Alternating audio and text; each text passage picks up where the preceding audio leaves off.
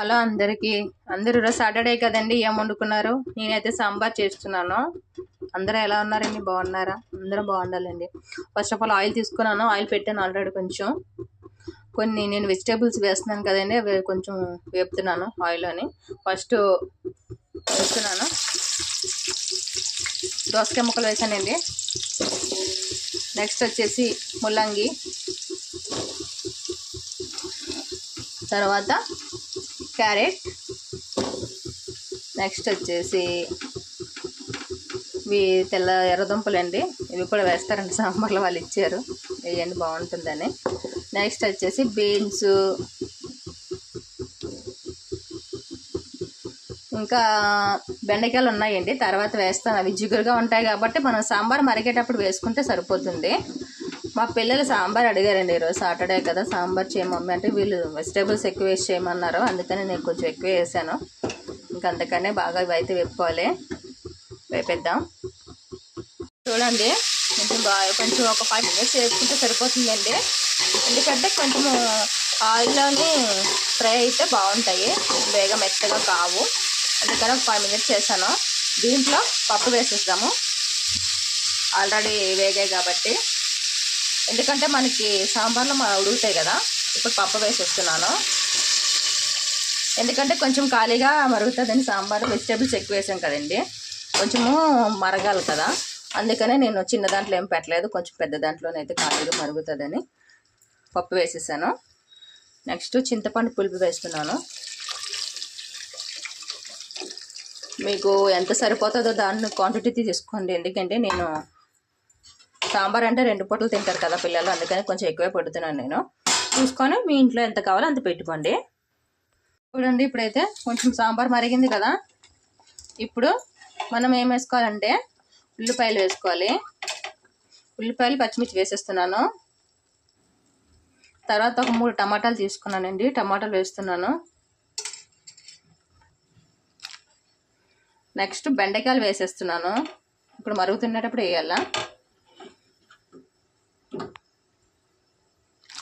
బెండకాయలు వేసేసాను.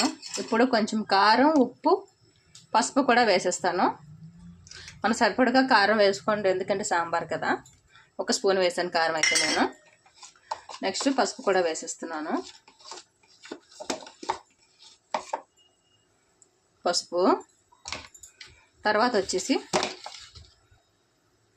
సాల్ట్ చూసుకొని వేసుకోండి, అన్నీ సరిపోవాలి కదా. కొంచెము మనము సాంబార్ అనేది కొంచెం క్వాంటిటీ ఎక్కువ పెట్టాం కాబట్టి చూసే వేసుకోండి. నేను దీంట్లోని సాంబార్ పొడి వేయటం లేదండి, నార్మల్గా చేసేస్తున్నాను. సాంబార్ పొడి వేయట్లే, నేను కొబ్బరి పొడి వేస్తానండి. పచ్చి కొబ్బరి అయినా వేసుకోవచ్చు, ఎండ కొబ్బరి అయినా వేసుకోవచ్చు. కొబ్బరి వేసేటప్పుడు కూడా నేను చూపిస్తాను. సాంబార్ అయితే కొంచెం బాగా ఒక 20-50 minutes అంతలాగా మరిగిపోవాలా. బాగా మరిగితేనే టేస్ట్ అనేది సూపర్ వస్తుంది, ఓకేనా. చూడండి, సాంబార్ అయితే దగ్గర పడింది. అన్నీ సరిపోయలేదు చూసుకొని వేసుకోండి. నేనైతే కొంచెం కొత్తిమీర వేసేస్తున్నాను. పోపు పెట్టుకుందాం కదా. నెక్స్ట్ ఎండు కొబ్బరి వేస్తే చాలా బాగుంటుందండి సాంబారు, తిక్కగా అవుతుంది, టేస్ట్ కూడా బాగుంటుంది. వేయండి, పచ్చి కొబ్బరి అయినా ఎండు కొబ్బరి అయినా సూపర్ ఉంటుంది టేస్ట్.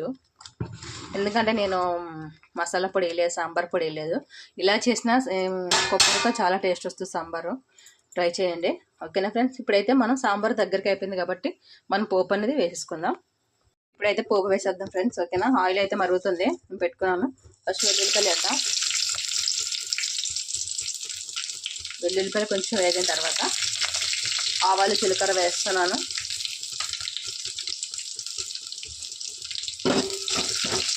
నెక్స్ట్ కరివేపాకు వేద్దాం.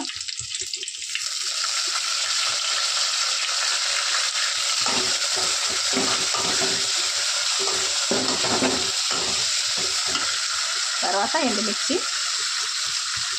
బాగుంటుంది సాంబార్కి. ఇప్పుడైతే కొంచెం బాగా వేపుకోవాలి పోపు. ఈ పోపు పెట్టినప్పుడు ఒక ఇన్స్టెంట్ గుర్తొస్తుంది ఫ్రెండ్స్ నాకైతే.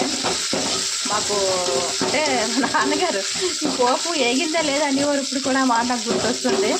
ఎందుకంటే పోపు పెట్టినప్పుడు కాదమ్మా ఎందుకమ్మా వేపలేదు, ఇంకా బాగా వేపాలి కదా అనేవారు. నా ఇన్స్టెంట్ అనేది అమ్మ నాన్న గుర్తుగా ఒక మెమరీస్ అవి మనకి, ఈ జ్ఞాపకాలు. నాకు ఈ సాంబారు ఏమైనా పోపు పెట్టినదల్లా మా నాన్నగారు గుర్తొస్తారు నాకు తెలిసి. అంటే మాకు అప్పుడు తెలియలేని వయసు అనమాట. బాగా మాడిపోతే మళ్ళీ వేస్ట్ అవుతాయి కదా, అలాగనమాట. ఇలా కొంచెం కొంచెం వేపి తీసేసేవారు మా నాన్నగారు. అనేవారు పోపు అనేది బాగా వేగితే సాంబార్ బాగుంటుందమ్మా అని చెప్పేవారు.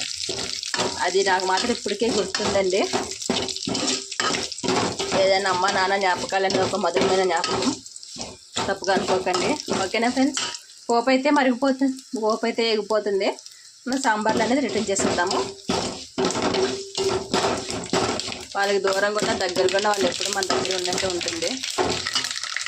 ఎందుకంటే మేము దూరంగానే ఉన్నాం కదండి, బళ్ళారిలో ఉన్నాము. ఆంధ్ర విశాఖపట్నం డిస్ట్రిక్ట్ వాళ్ళది. ఏంటంటే మేము హాలిడేస్కి వెళ్ళడానికి అవుతుంది, నార్మల్ టైంలో మేము వెళ్ళడానికి అవ్వదు. ఇప్పుడైతే పోపులు వేసేస్తాము.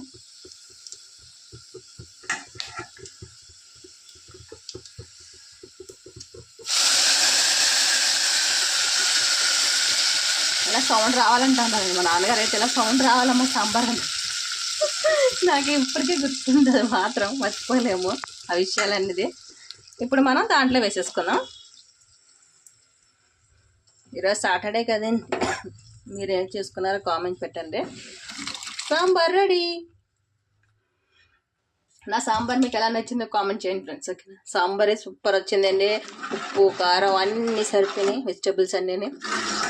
మా పిల్లలు ఫుల్గా ఎంజాయ్ చేసేస్తారు ఈరోజు సాంబార్ తోటి. ఓకేనా ఫ్రెండ్స్, బాయ్.